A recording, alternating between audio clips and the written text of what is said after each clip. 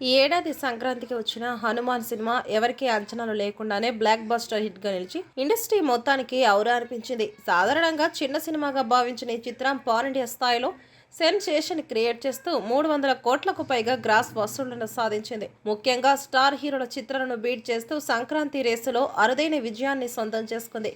ఈ విజయంతో తేజ సజ్జా pan Indian హీరోగా మారిపోగా అమృత అయ్యార్ కూడా మంచి గుర్తింపు దక్కింది. ఈ చిత్ర విజయానికి ప్రధాన కారణం director Prashanth Varma. Super hero కంటెంట్ను పాన్ ఇండియా సినిమాగా రూపొందించిన ఆయన ప్రేక్షకుల మనసు గెలుచుకున్నారు. కానీ ఇప్పుడు ప్రశాంత్ వర్మ, అమృత అయ్యర్ మధ్య వివాదం ఉండవచ్చని నెటిజన్లు అనుమానం వ్యక్తం చేస్తున్నారు.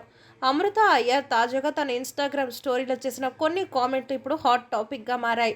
ఆమె చేసిన పోస్ట్ చూసిన నెటిజన్లు ప్రశాంత్ వర్మతో ఆమెకు ఏదైనా గొడవ జరిగిందేమో అని అభిప్రాయపడుతున్నారు.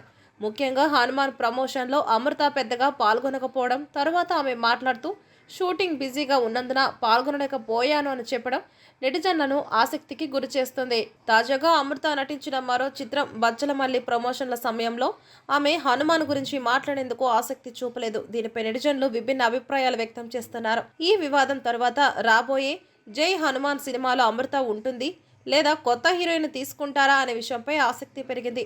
హనుమాన్ సినిమా ద్వారా అమృతకు పాన్ ఇండియా స్థాయి గుర్తింపును తీసుకొచ్చిన ప్రశాంత్ వర్మ ఆమెను మళ్ళీ జై హనుమాన్ చిత్రంలో కాస్ట్ చేస్తారా లేదా అనేది వేచి చూడాల్సిందే.